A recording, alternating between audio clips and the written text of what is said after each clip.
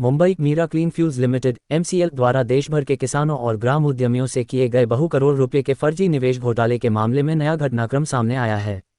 9 सितंबर 2025 को इस मामले में MCL के संचालक डॉक्टर श्याम शिवाजी घोल, प्राची ढोले तथा अन्य जिम्मेदार व्यक्तियों के खिलाफ FIR आर्थिक अपराध शाखा EOW के माध्यम से माटुंगा पुलिस स्टेशन में दर्ज कराई गई थी। ये शिकायत देश भर के 11 राज्यों, 1100 तहसीलों, 8500 ग्राम पंचायतों और लगभग 25 लाख किसानों के साथ हुए बड़े पैमाने के धोखाधड़ी को लेकर की गई थी। मेरा नाम है कार्तिक रावल। कार्तिक जी, क्या मामला है? आज आप लोग यहाँ पे EOW में आए हुए हैं एलोगढ़ पुलिस स्टेशन पे। टेक्निकली हा जो विषय आहे तो Mira clean fuels limited company याच्या विरुद्ध आमची तक्रार आहे। यांचे डायरेक्टरनी पॅन इंडिया करोडो रुपये जमा केले आणि हा फक्त महाराष्ट्राचा विषय नाही आहे, भारतातले कमीत कमी 12 राज्यात हा विषय आहे। म्हणून मी जे पुढचं बोलणार आहे ते हिंदीत बोलणार आहे, कारण भारतभर हा मेसेज गेला पाहिजे। तो technically there is a company जिसका नाम है मीरा क्लीन फ्यूल्स लिमिटेड। 2017-18 में ये कंपनी ने एक बिज़नेस मॉडल प्रमोट किया था। इसके जो चीफ मेन व्यक्ति है वो है डॉक्टर श्याम शिवाजी घोलप, जो तभी एडिशनल डिप्टी कलेक्टर मुंबई सबब बांद्रा कलेक्टर ऑफिस में वो कार्यान्वित थे। और उन्होंने लोगों को ये बोला कि आप लोग हमारे पास 10 लाख रुपया निवेश करो, डायरेक्ट करो या लोगों को मिला के करो। उन लोगों को कंपनी के शेयर देंगे, 2 साल बाद हम बाईबैक करके डबल पैसा देंगे और उसके अलावा आपको तहसील देंगे और तहसील में 50 करोड़ का बायो CNG यानी CBG का प्रोजेक्ट लगाएंगे। ये उनका टोटल बिजनेस मॉडल था। क्योंकि वो कलेक्टर थे, एजुकेशन डॉक्टर का था, तो लोगों ने उन पर विश्वास किया और विश्वास करके लोगों ने उनके पास कंपनी में पैसे दिए, जो उन्होंने उनकी माताजी के नाम पे, मीरा शिवाजी घोलप के नाम पे दिए। धीरे धीरे चीज़ चली। उस समय पे महाराष्ट्र के रोहा में, कोलाड में एक प्लांट था उनका, जो दुनिया का सबसे एडवांस 4 स्टेज डाइजेस्टर का हमारा CBG प्लांट है, ऐसा वो बोलते थे और बहुत लोगों को दिखाया भी था। बट वो ऑपरेशनल तभी नहीं था। सिर्फ एक बार हम गए थे, तभी उन्होंने कुछ गाड़ियों में, हमारी गाड़ी में CNG भर के दिखाया था, मगर अदर देन दैट वो प्लांट बंद था। ये इन्होंने इस तरह से शुरुआत की और फिर उन्होंने 250 एग्रीमेंट किए कि 250 तहसीलों में वो CBG प्रोजेक्ट लगाएंगे। ये 2020 में हुए, 2021 में हुए, मगर एक भी प्रोजेक्ट लगा नहीं। और इसके बाद लोगों ने जब पूछना शुरू किया तो ये लोग और एक ऑप्शन लेके आए, बायोकोल प्रोजेक्ट, कि हम बायोकोल प्रोजेक्ट हर तहसील में लगाएंगे। अभी CBG को टाइम लग रहा है और उसके लिए पैसा हम देंगे। और इस तरह से उन्होंने लोगों को बोला कि हम मशीन देंगे और हम बाकी का काम करेंगे और आप लोग भी कुछ करो। तो 150 लोगों ने ज़मीनें ली, CNG के लिए भी 150 लोगों ने ली, इन्हें कराया, भाड़े दिए, परमिशंस ली। कुछ प्रोजेक्ट के नाम के लिए काम चालू है, बट वो टेक्निकली इनका कहना था कि इनके पास हज़ारों करोड़ का इंटरनेशनल फंड है और ये फंड के आधार पे उन्होंने एक सबूत भी दिया था। इन्होंने 2020 में, 19-20 में पल्स एग्रो कॉरपोरेशन लिमिटेड का 26,222 करोड़ का बीड किया था, जो सेबी के पोर्टल में था। तो हमको लगा एक कलेक्टर है, इतना बड़ा पैसा है तो ये तो सबका अच्छा करेगा, मगर ये कोई पैसे थे नहीं। ये एक प्रकार से इनकी स्ट्रेटजी थी कि लोग इनके पास आए और लोग इनको पैसे दें। ऐसा सुनने में आता है कि एक कंपनी है जिसका नाम है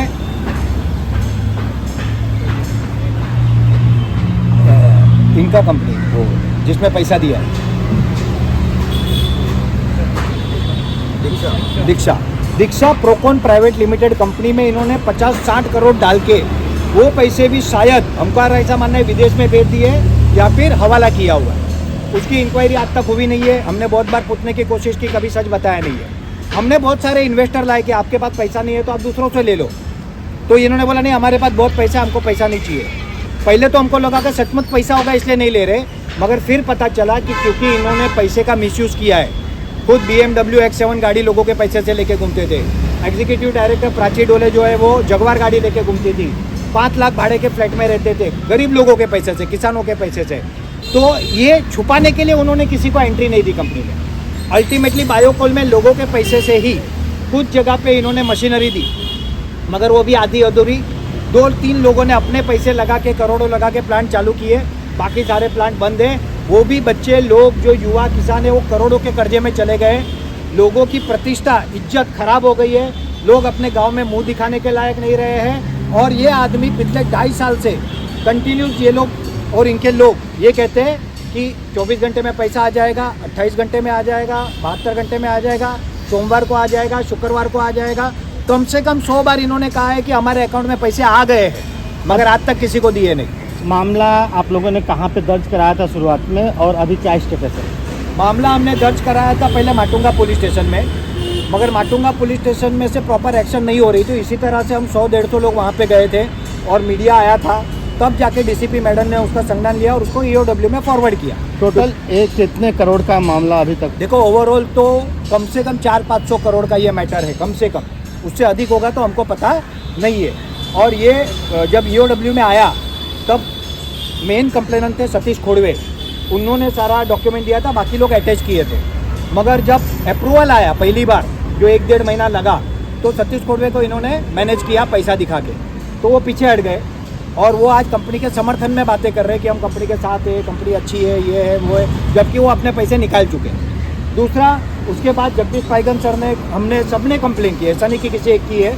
और उसके बाद में फिर अप्रूवल आया, फिर माटुंगा पुलिस स्टेशन में ईओडब्ल्यू MPID के अंतर्गत एफआईआर हुई 9 सितंबर को। टोटल कितने लोग शिकायत करता है इसमें? कम से कम अभी तक में 150 लोग शिकायतकर्ता हो चुके हैं और सबने स्टेटमेंट दिया है, डॉक्यूमेंट दिया है। 40-50 करोड़ के ऊपर का क्लेम जा चुका है।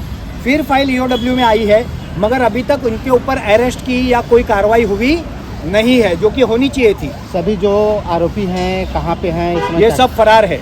आज से 1-1.5 साल पहले इन्होंने ऑफिस बंद कर दी, मोबाइल बंद कर दिए, ईमेल आईडी बंद कर दिए, लोगों से कांटेक्ट बंद कर दिया। इनके बिहाफ पे कुछ लोग बोलते हैं कि हम इनके कांटेक्ट में है, हालांकि वो भी ऑथोराइज नहीं है, वो भी सच झूठ हमको मालूम नहीं है।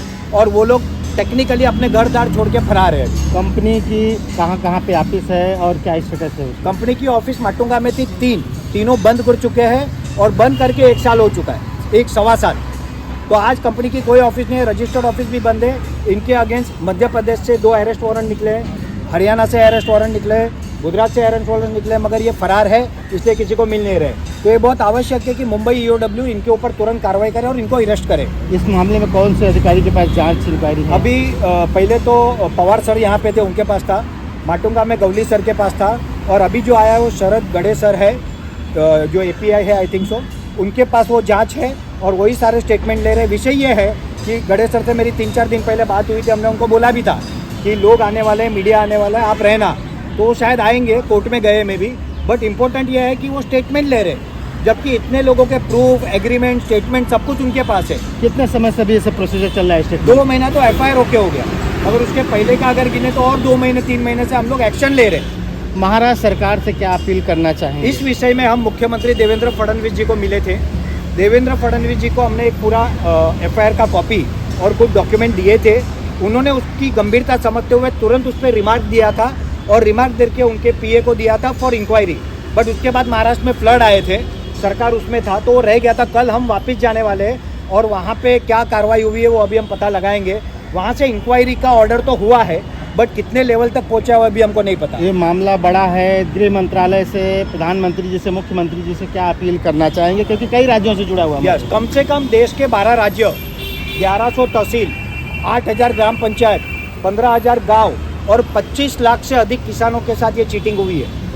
ये CBG प्रोजेक्ट के नाम पे हुई है, बायोकोल प्रोजेक्ट के नाम पे हुई है, शेयर यानी इक्विटी के नाम पे हुई, इक्विटी डबल करके लेंगे के नाम पे हुई, कई लोगों को शेयर ही नहीं दिए हैं। और ऊपर से इनके लोगों को धमकी दे रहे हैं कि तुम लोग अगर कंप्लेन करोगे तो तुमको पैसा नहीं मिलेगा, तुम जाओ 15-20 साल कोर्ट में लड़ो।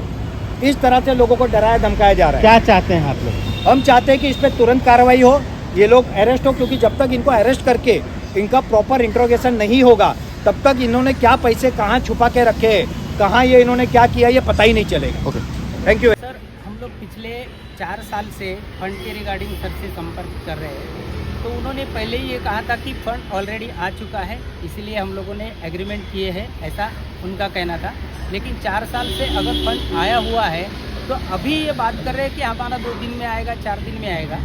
हमने जब 9 तारीख को कंप्लेंट की थी, उस समय श्याम गोलप वहाँ पर आए थे और उन्होंने ये कहा था कि 2 दिन में हम आपको पेमेंट देंगे। अभी 2 दिन को 2 महीना हुआ, लेकिन अभी तक कोई मतलब कॉन्क्रीट उनके यहाँ से कोई ये नहीं आ रहा है। और जो मैनेजमेंट में नहीं है, ऐसे ही व्यक्ति बोल रहे हैं कि ऐसा होगा, वैसा होगा, ये प्रोजेक्ट लगेंगे। बस खाली ख्याली पुलाव पकाया जा रहा है सर, और कुछ नहीं है। हम ये चाहते हैं कि जल्दी से जल्दी सभी लोगों को जस्टिस मिले, और है तो दे दो, नहीं है तो उसके लिए तैयार रहो। और कोई एक हमारी महत्वपूर्ण बात बता दो, ओरिजिनली उन्होंने ये नेटवर्क बनाया था कि उनके पास हजारों करोड़ का फंड है, तो अभी फंड आने का तो बात ही नहीं होना चाहिए। मतलब हमारे साथ चीटिंग करके झूठ बोल के पूरा नेटवर्क बनाया, ये क्या और अब पूरा वो नेटवर्क नेक्सस- बेच के पैसा लेना चाहते ये हैं। पूरा नेक्सस के हाँ, तरह ये पहले कुछ लोग थे और अभी उनके साथ और भी लोग मिले हैं, और ये पूरा नेक्सस है। इसमें कोई दूसरी कंपनियां भी इन्वॉल्व है, दूसरे कंसल्टेंट भी इन्वॉल्व है, और कम से कम 60-70 करोड़ या तो मनी लॉन्ड्रिंग हुआ है, या तो कुछ लोगों को ब्राइब दी गई है, या तो इन्होंने कहीं छुपा के रखे, कम से कम। माझं नाव ज्योती मागाडे आहे. काय आहे तुमचे किती पैसे अडकलेले आहे? माझे 30,000 रुपये भरलेले आहेत. तर चांगली कंपनी आहे, डबल होणार म्हणून त्यांनी सांगितलं.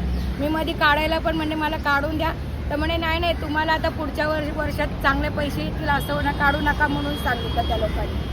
आता हां आम्ही किती वर्षापासून मागते पैसे, का आम्हाला वापस करा, तर ते लोक म्हणजे नाही नाही नंतर देऊ, असं करू, लॉकडाऊन लागला, हे आम्हाला भरपूर सतावलं त्या लोकांनी. तुमच्या बरोबर किती लोक आहे असं? आमचे लोक भरपूर आहेत, जवळजवळ आमच्या एरियातलेच 10-12 जण लेडीज आहेत, ते पण सगळे आम्ही घरकाम करणारे आहेत. आमचे काय हातावरचे पोट आहेत, आम्ही आम्हाला पैसा असं म्हणा डबल होणार म्हणून आम्ही गुंतवले पैसे, तर ते लोक आम्हाला पैसे देत नाहीत. आणि असं ऑफिसवर गेलं का म्हणतात आता नाही, इकडे कोण नाही, नंतर या, असे करतात ते लोक.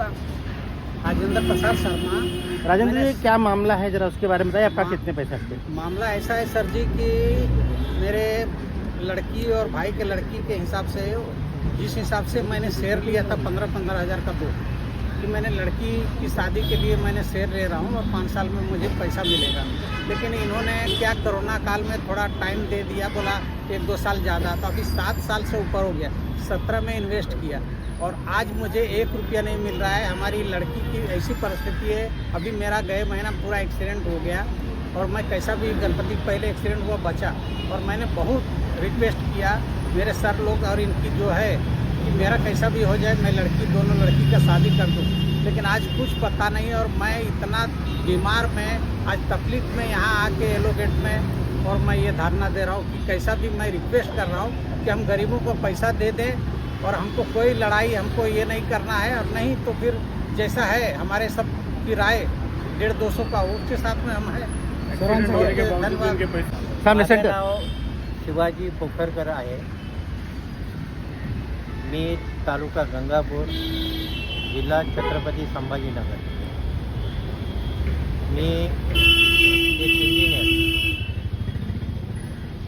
असल्यामुळे आणि मी एक शेतकऱ्याचा मुलगा असल्यामुळं की शेतकऱ्यांसाठी आपण काहीतरी नोकरी सोडल्यानंतर सेवानिवृत्त झाल्यानंतर योगदान द्यावं, आणि हे योगदान हे आम्हाला जे यांचे सेमिनार आहे त्याच्यामधून आम्हाला असं कळलं की मिराक्लीन फ्युएल्स लिमिटेड ही कंपनी एक शेतकऱ्यांसाठी एक असा उद्योग घेऊन आलेली आहे, आणि ते सर्वांना उद्योजक करू इच्छितात.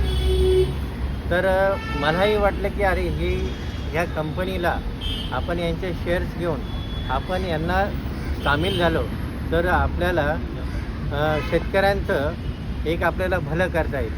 म्हणून मी माझी स्वतःची 10 एकर जमीन ही ह्या प्रकल्पासाठी लावली.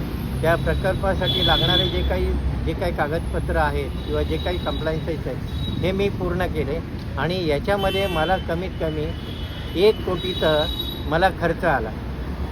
पण नंतर हळूहळू मला समजायला लागलं, मला एक औद्योगिक अनुभव असल्यामुळे की कंपनी आपण एवढं कॉर्पोरेटला काम करतो, पण अशा पद्धतीने कधी कंपनी चालू शकत नाही आहे. मी अशा पद्धतीने किती पैसे दिले आहे कंपनीमध्ये तुम्ही?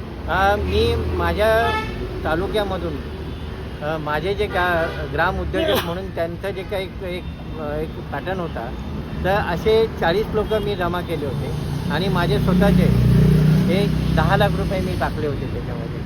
पण याचबरोबर जे काय प्रचार प्रसार याच्यासाठी खूप पैसा खर्च झाला.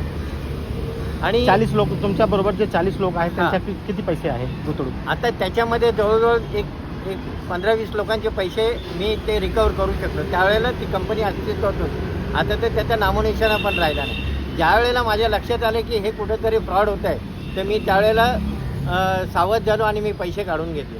आता काय म्हणणं आता आहे? जी काय माझी लोक जे आहेत आजही की जे विश्वासाने जे लोकांनी पैसे भरले ते अजूनही त्या अपेक्षेने बघतात की आमचे पण पैसे या पद्धतीने काढतात. आता सिच्युएशन अशी की हे सगळं काय यांनी ईमेल बंद केले, कम्युनिकेशनचे जे संपर्क नंबर बंद केले. सरकार बरोबर काय मागणी करणार आता न्यायासाठी? सरकारबद्दल एवढीच मागणी करायची आहे माझी की अशा प्रकारे जे लोकांना भावनावश करून लोकांचं जे काय ब्लॅकमेल करतात याच्यासाठी एक वेगळा कायदा करायला पाहिजे. कारण अशा प्रकारे जे काही योजना येतात, स्कीम येतात आणि या स्कीमच्या अंतर्गत गोरगरीब लोकांना फसवणूक केली जाते. तर याच्यासाठी एक चांगला एक निश्चित कायदा असायला पाहिजे. लोक काय होतात की आम्ही सुद्धा एक भावनेच्या भरात जाऊन शेतकऱ्यांचं काहीतरी भलं होत आहे म्हणून आम्ही योगदान देऊन माझं सर्वस्व त्याला लावले. जवळजवळ माझ्या प्रॉपर्टीची किंमत 8 कोटी आहे. अशी एवढी प्रॉपर्टी मी त्या याच्यासाठी योगदान केलं होतं. पण हे लक्षात आल्यानंतर लवकर सावध झाल्यानंतर मग मी माघार जरी घेतली पण लोकांचे पैसे देण्यासाठी मला माझी स्वतःची 2 एकर जमीन विकून लोकांचे पैसे द्यावे लागले. आणि अशा पद्धतीने जी काही लोकांची फसवणूक होती याला कुठला तरी एक चांगला एक कॉन्क्रीट कायदा झाला पाहिजे.